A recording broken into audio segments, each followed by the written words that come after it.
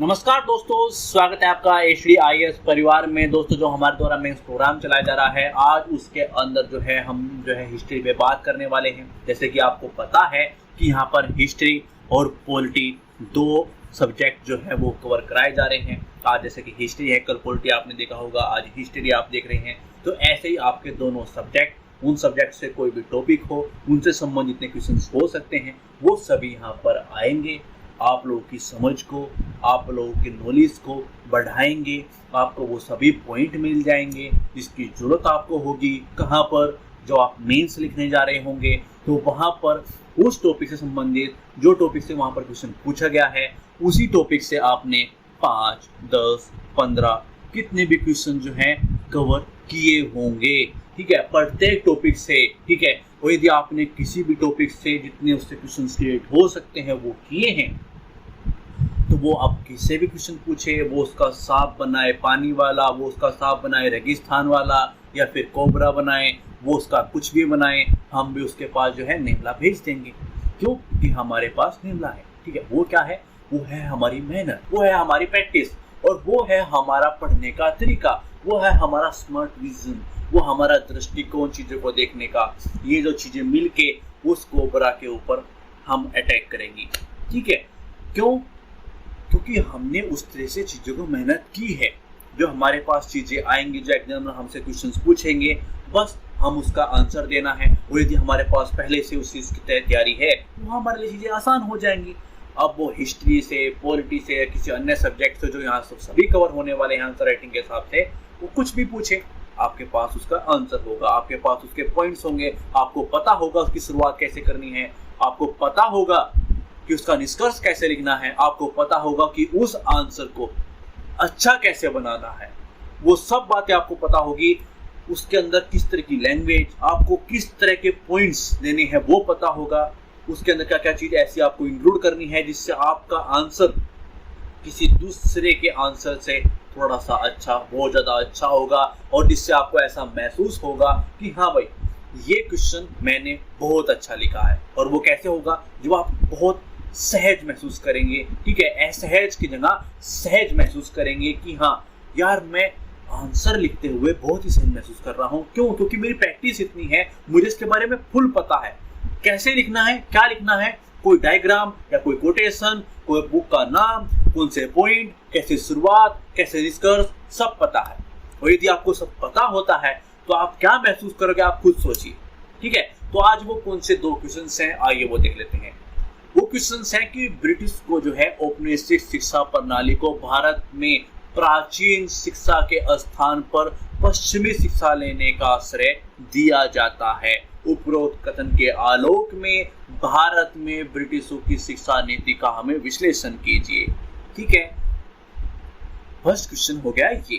तो क्वेश्चंस कैसे हैं आप ये भी देखिए। ठीक है, भारत में ब्रिटिश कालीन विदेश नीति पर चर्चा करते हुए बताइए कि इसे किस प्रकार क्रियान्वित किया गया था। दोनों ही क्वेश्चंस बहुत महत्वपूर्ण क्वेश्चंस हैं, आपको बहुत कुछ सिखा के जाएंगे। इसकी शुरुआत, इसके पॉइंट्स, हमें ऐसे क्वेश्चंस के अंदर किस तरह से हमें लिखना है, क्या क्या लिखना होता है। क्योंकि काफी बार क्वेश्चन बहुत बड़े होते हैं, यानी कि वो टॉपिक बहुत बड़ा है। आपको हो सकता है उसके बारे में 2000, 3000, 4000, 5000 वर्ड्स पता हो, इतनी नॉलेज आपको पता हो कि ब्रिटिश का विदेश नीति किस तरीके की थी। मगर अगले बंदे ने पूछा है 150 वर्ष में, अगले बंदे ने पूछा है 250 वर्ष में। अब क्या किया जाए श्रीमन? अब उस 5000 में से पहले अपने आप को 250, 300 या फिर 150 वर्ष लेके आना। क्या लिखना है, किस पैटर्न में लिखना है, उसकी शुरुआत कैसे लिखनी है, उसके निष्कर्ष कैसे देना है, बस यही एक चैलेंज है अपने सामने। और इस चैलेंज का सोल्यूशन क्या है? एक स्टडी। क्योंकि यहाँ पर ये प्रोग्राम चल रहा है, ये प्रोग्राम उस चीज का सोल्यूशन है। ठीक है, तो इन चीजों को कैसे लिख सकते हैं, इन क्वेश्चंस को कैसे हल कर सकते हैं, आइए देखते हैं। पहला क्वेश्चन है कि जो ब्रिटिश को औपनिवेशिक शिक्षा प्रणाली को भारत में प्राचीन हमारी जो शिक्षा प्रणाली उसका स्थान पर पश्चिमी शिक्षा लाने का जो श्रेय दिया जाता है, उस कथन के आलोक में ब्रिटिश की शिक्षा नीति पर हमें विश्लेषण करना है। तो ये क्या है, इसकी पृष्ठभूमि क्या है, इसके पॉइंट्स क्या है और इसका निष्कर्ष कैसे लिखेंगे, आइए देख लेते हैं। भारत में 18वीं शताब्दी की शिक्षा पारंपरिक थी, जिसकी पश्चिमी तीव्र विकास के मेल नहीं खाती थी। ये जो है साहित्य, कानून, धर्म, दर्शन और तरक्की सीमित थी। और यह जो सीमित के रूप में इसमें भौतिक और प्राकृतिक विज्ञान, प्रौद्योगिकी और भूगोल का अध्ययन शामिल था। यानी कि जो चीजें थी जो वहां पर बहुत बड़े स्तर पर चल रही थी, यहाँ पर सीमित थी। ऐसी चीज की बताया हमने बारे में। उसकी बात करें तो प्राचीन विद्याओं और अत्यधिक निर्भरता के कारण जो है इस संदर्भ में कोई भी मौलिक विचार प्रभावी हो जाता था। हिंदुओं, ठीक है, ये चीज यहाँ तक आप इंक्लूड करके यानी कि 3-4 लाइन के अंदर लिख के ऐसे भी आप शुरुआत कर सकते हैं। जरूरी नहीं है जो मैं आगे बताने वाला हूँ वो आप इंक्लूड करें, बस थोड़ा सा अच्छा और अच्छे से दिखाने के लिए मैंने आपको ये चीजें बता दी। यदि आपको यहाँ तक सीमित करना है तो यहीं तक सीमित कर लीजिए कि भाई मौलिक विचार जो है प्रभावी हो जाता था, क्योंकि यहाँ पर इस तरह की चीजें थी। ठीक है, जैसे कि मैंने आपको बताया, आप इस चीज को ऐसे चेप सकते हैं। मगर थोड़ा सा हो कि हिंदुओं और मुसलमानों के बीच में जो है प्रारंभिक शिक्षा काफी विस्तारित थी। हिंदू और मुस्लिम प्राथमिक विद्यालयों को क्रम से क्या बोलते थे? एक जो है पाठशाला बोलते थे जो हिंदू थे, और जो है मकतब बोलते थे कौन? मुस्लिम। बिहार और बंगाल के जो है चौपाटी या फिर टोल उच्च शिक्षा के केंद्र थे। इस चीज के बारे में आपने हल्का से शुरुआत इसके बारे में कर दी कि भाई ये चीजें भी ऐसे ऐसे थी। या आप किसको प्रभावित करने का प्रयास कर रहे हैं? एक जनरल को, जो आपकी कॉपी चेक कर रहा है, उसको आपकी पढ़ाई का चीजें दिखाना चाहते हैं। जरूरी नहीं है, इसको यहाँ तक भी चीजें खत्म कर सकते हो। तो जैसे आपकी मर्जी, आगे बढ़ते हैं। ठीक है, वो पॉइंट्स लेते हैं जो इंपॉर्टेंट है, जो नहीं छोड़े जा सकते श्रीमान। इसलिए मैं आपको बताता हूँ कि आपके लिए क्या क्या, कहाँ पर, कैसे कैसे कैसे करना चलता है। जब सब चीजें यहाँ पर हो जाएंगी तो टेंशन जरूरत नहीं। तो आइए देखते हैं उसको कैसे कैसे चीजें लेके चलनी है। पहले हल्का सा वेव बना देते हैं, प्रभाव बना देते हैं, कि वो बहुत इंपॉर्टेंट होता है। एग्जाम को ऐसा भी ना लगे कि यार परवाह ही नहीं है इसके आंसर में। इसके आंसर में वो वे नहीं है कि मैं इसको पूरा पढ़ूं, बस देख लेता हूँ इसने क्या लिखा हुआ है, वो नहीं करना देना है। ठीक है, तो परवाह देते हैं। भारतीय उपमहाद्वीप जो है प्राच्य और धार्मिक शिक्षा के प्रभुत्व के बीच जो है ब्रिटिशों ने कई नीतियों और द्वारा जो है पश्चिमी अंग्रेज शिक्षा को लागू करने की कोशिश की थी। 19वीं शताब्दी के दौरान जो है भारत में ब्रिटिश शिक्षा नीति पहले की नीतियों से बहुत अलग थी। भारतीयों को जो है विभिन्न तरीकों से लाभान्वित करती थी। ये क्या हुआ? उस चीज का जिक्र कर दिया जो आगे होने वाला है। आप क्या होने वाला है अब देखिए। उन्होंने ऐसे ऐसे क्या क्या क्या क्या चीजें की, क्या क्या चीजें हुई, वो पॉइंट टू पॉइंट हमें चीजें लिखती जानी है। क्या क्या हुआ? वैज्ञानिक और तर्कसंगत शिक्षा प्रणाली का प्रयास किया गया, वो उस चीज के बारे में बताएं। तो वर्ष 1813 के चार्टर अधिनियम द्वारा जो है आधुनिक विज्ञान की शिक्षा को बढ़ावा देने के साथ सिद्धांत को शामिल किया गया था। अंग्रेजी भाषा में पश्चिमी मानविकी विज्ञान की शिक्षा प्रदान करने के लिए कलकत्ता, ठीक है, कॉलेज की स्थापना की गई। फैक्ट भी मिल रहे हैं, बातें हो रही हैं, फैक्ट भी मिल रहे हैं। और फैक्ट, प्रमाण, एग्जाम्पल्स और ये जो चीजें होती हैं क्या मायने रखती हैं, यदि आप हमारी लगातार वीडियो देखते हैं तो आपको पता होगा। ठीक है, आगे बढ़ते हैं। सरकार ने कलकत्ता, दिल्ली, आगरा में 3 संस्कृत कॉलेज की भी स्थापित किए गए थे। ठीक है, शिक्षा का एक समान माध्यम। ठीक है, ये मैं थोड़ा सा इसी से थोड़ा सा उस वे में, राष्ट्रवादी वे में है, या फिर मैं वो थोड़ा सा अलग थिंकिंग रखता हूँ, इसलिए बोलता हूँ। काफी बार हमारी चीजों के क्वेश्चन जो पूछे जाते हैं उसके बारे में बताना थोड़ा सा इम्पोर्टेंट तो है ही, और जो पूछे गया है एग्जैक्टली वो चीज बतानी होती है। मगर ये थोड़ी सी व्यक्तिगत थिंक है कि यार ये चीज सही नहीं है, उस टाइम पीरियड पे ये चीज सही नहीं हुई थी। तो क्यों? इस चीज के जो है आज हमें दिखाई देता है। ये स्थानीय भाषाओं के बजाय केवल अंग्रेजी भाषा के माध्यम से पश्चिमी विज्ञान और साहित्य के शिक्षण बल दिए गए थे। अब आप देखिए, यदि आप शिक्षा को उस लैंग्वेज में ग्रहण करोगे जो आपको आती है, जो आपके अंदर बसी हुई है, मान लीजिए आप तमिल बहुत अच्छे से जानते हैं, आप तेलुगु बहुत अच्छे से जानते हैं, आप गुजराती जानते हैं, आप बंगाली, जो भी आपकी लैंग्वेज है, आप हिंदी बहुत अच्छे से जानते हैं, जो भी आपकी लैंग्वेज है, उस लैंग्वेज में पढ़ना आपके लिए कितना आसान है, उस चीज़ को समझना उस लैंग्वेज में बहुत आसान है। एक प्रेशराइज जो चीज़ें हैं आपके घर में जो न्यूज होती है उस चीज़ में देखना किसी चीज़ को बहुत आसान होता है। अब उस चीज़ में शिक्षा लेना जो आपको प्रेशराइज रूप से पढ़ाई जाएगी वो थोड़ा सा गलत तरीका हो जाता है। मेरी व्यक्तिगत ये ठीक है। ठीक है, हाँ, हमें ये पॉइंट देने हैं। ठीक है, क्योंकि ये जरूरी है, क्वेश्चंस के हिसाब से उस टाइम पर भी ये चीज़ हुई है तो वो चीज़ हमें बतानी भी है और वो जरूरी भी है, उसमें कोई फेरबदल नहीं है। ठीक है, बस ये मैं आपको बारे में बता दी। अगले पॉइंट पे चलते हैं। कौशल आधारित शिक्षा नीति को लाना, यानी कि जो उत्तर पश्चिमी प्रांतों के जो है लेफ्टिनेंट गवर्नर जेम्स थॉमसन ने जो है स्थानीय भाषाओं के माध्यम से ग्रामीण शिक्षा को एक व्यापक योजना विकसित की थी। इसका उद्देश्य था कि नवगठित राजस्व और लोक निर्माण विभाग के कर्मियों को प्रशिक्षित करना था। ठीक है, तो ये पॉइंट्स आप देते चलेंगे। अब आगे बात करेंगे उस चीज की कि जो ब्रिटिश शिक्षा थे इसकी कुछ विशेषताएं थी और शिक्षा के जो तरीके थे जो है प्रावधान द्वारा लाए गए थे, उस चीज के बारे में हल्का सा जिक्र करते हुए कि क्या क्या चीजें हुई, और फिर अपने कुछ दो या एक दो ऐसी बातें लिखेंगे, ऐसी कुछ चीजें लिखेंगे जिससे लगेगा कि भाई भारत उसी वे में जा रही है। अब वो क्या करेंगे आइए हम देखते हैं। देखिए, फोर्ट विलियम कॉलेज की स्थापना जो है जो 1800 में वेल्स द्वारा की गई थी, कंपनी के सिविल सेवकों और भारतीय भाषा और रीति रिवाजों से प्रशिक्षण देने के लिए की गई थी, जो कि ताज़ा बंद हो गया था 1802 के अंदर। ठीक है, वर्ष 1813 में चार्टर अधिनियम ने जो है प्रबुद्ध भारतीयों को प्रोत्साहित करने और देश में आधुनिक ज्ञान को बढ़ावा देने के लिए सिद्धांत को शामिल किया गया था। ये वहाँ पुरानी ऐसी चीजें हुई थी, ये कुछ विशेषताएं आप देख रहे हैं। ठीक है, ऐसे अपनी बातों को रखते चलना है। इसके तहत जो है पश्चिमी मानविकी विज्ञान में अंग्रेजी शिक्षा प्रदान करने के लिए वर्ष 1817 में स्थापित कलकत्ता कॉलेज के लिए जो है अनुदान स्वीकृत किया गया था। तो ये चीजें हो गई। अब आप कुछ ऐसे चीजें रख देंगे जैसे कि जो चीजें लाई गई थी वो क्या क्या ऐसे प्रावधान लाए गए थे। हम बात करेंगे लॉर्ड मैकाले मिंट की, ठीक है, उस चीज के बारे में बात करेंगे कि इसके तहत जो है सीमित सरकारी संसाधनों को केवल अंग्रेजी भाषा के माध्यम से पश्चिमी विज्ञान और साहित्य के शिक्षण के लिए समर्पित किया जाना था। इसने जो है अधोगामी निष्पन्न सिद्धांत का प्रस्ताव रखा था। तो ऐसी चीजें, ऐसी बातें आप बताते चलेंगे, ऐसी अपनी बातें रखते हुए अपने प्रधान बनाते रहे और कुछ इन चीजों का जिक्र करेंगे तो आपका आंसर बहुत अच्छा लगेगा। हम बात एक अन्य पॉइंट की कि वुड डिस्पैच की आप बात करेंगे। भारत में अंग्रेजी शिक्षा का जो है मैग्ना कार्टा माने जाने वाला यह दस्तावेज जो है भारत में शिक्षा के प्रसार का पहला व्यापक दस्तावेज था। इसने जो है स्कूल स्तर पर स्थानीय भाषाएं और उच्च अध्ययन के लिए जो है शिक्षा के माध्यम से जो है अंग्रेजी की सिफारिश की थी। इसमें महिलाएं व्यावसायिक शिक्षा के साथ जो है शिक्षकों को प्रशिक्षण पर जोर दिया गया था। तो इन चीजों को आप जब जिक्र करते हैं इस तरह की चीज के अंदर तो उस एग्जामिनर को लगता है कि आप क्या चीज हो। अब बात करते हैं निष्कर्ष पर। भारत में जो है ब्रिटिश को शिक्षा नीति केवल जो है भारतीयों के पक्ष में ही नहीं थी, ठीक है, उसके पक्ष में नहीं थी वो चीजें, और इन नीतियों को जो है ब्रिटिशों की आवश्यकता और बेहतर शिक्षा हेतु भारतीयों की मांग के रूप में बढ़ावा दिया गया था।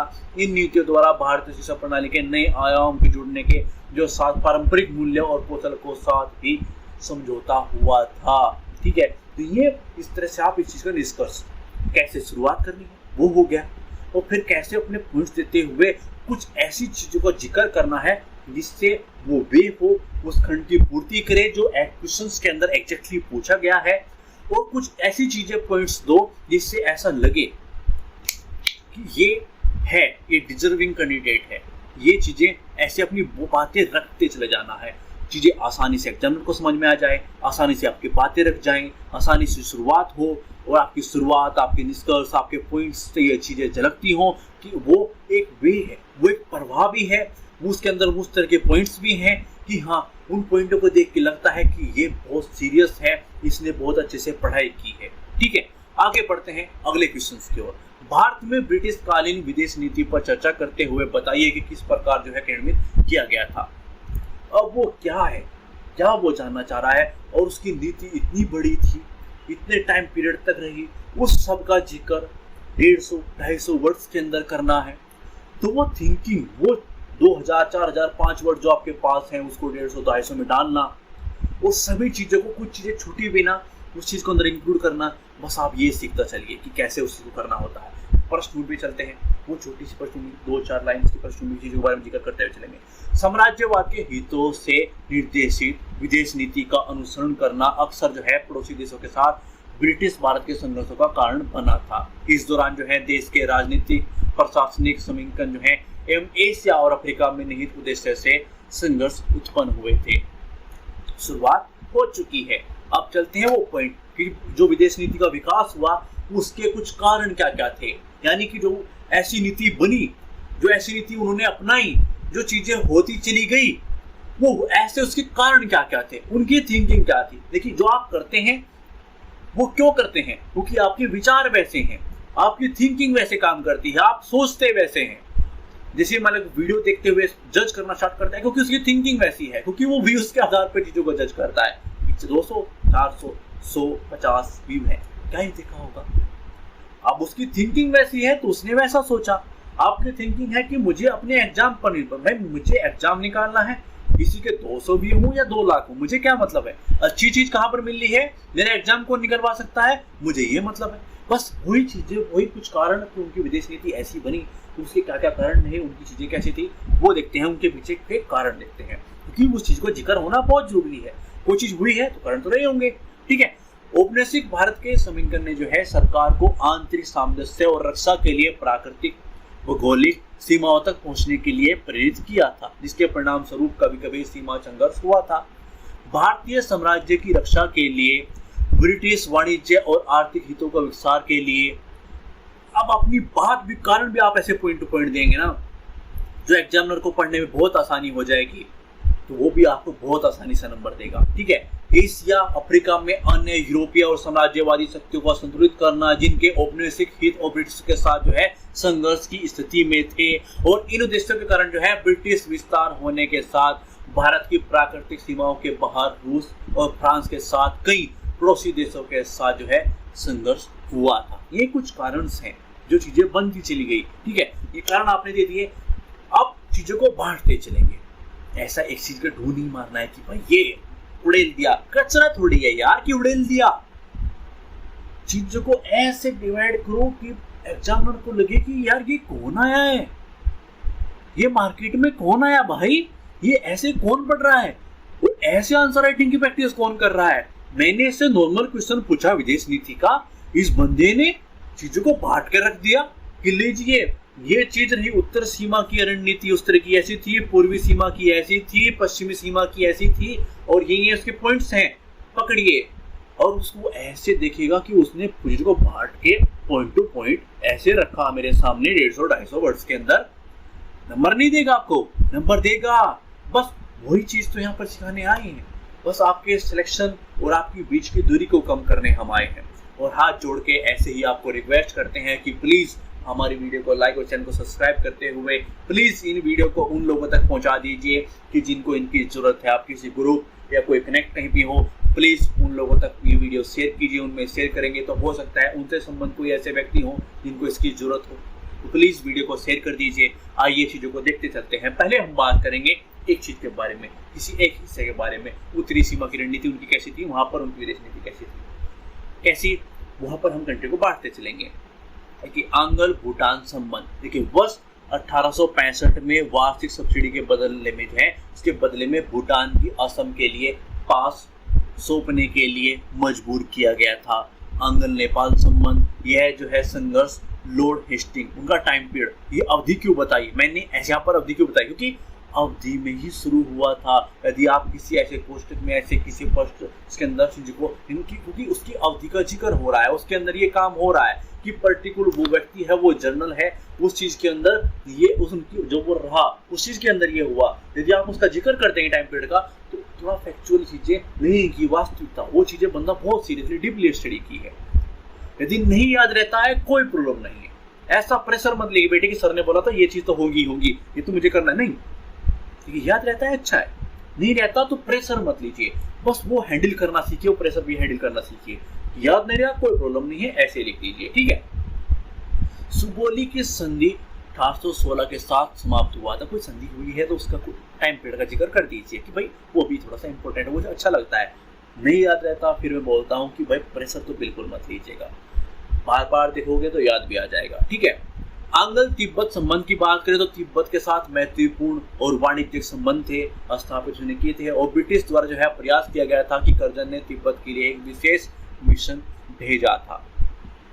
अब हमने वहां पर कुछ चीजों जिक्र थी, उन चीजों का जिक्र कर देंगे। भाई इस तरह की कुछ चीजें थी, क्योंकि 150-250 वर्ड्स मिलेंगे हमको, सर ये भी तो हुआ था। भाई वर्डिंग का भी ध्यान रखना है। मैं आपको सीधा वो चीज प्रोवाइड करा रहा हूं जो आपके अंगुलियों पे आए और आप वहां पर छाप दो, ठीक है। अब बात करते हैं पूर्वी सीमा की रणनीति की।